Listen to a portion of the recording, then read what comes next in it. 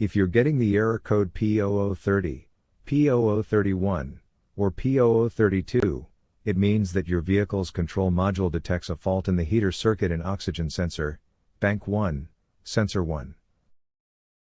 Here is one of the most practical solutions to fix these error codes. The oxygen sensor. This oxygen sensor is located right before the catalytic converter. Bank 1 is on the side with the cylinder number 1. Sensor number 1 is usually the one in the exhaust manifold. Visually check the oxygen sensor's electrical connections, wire harness, and metal tabs for any damages. If damages are found, then replace the oxygen sensor. If there is no damage found on the oxygen sensor, you would need to take your car to consult professional mechanics. So here is one of the most practical solutions to fix the P0030, P0031, and P0032 error codes. After the repair, you can now use the Zeus app to clear the error code.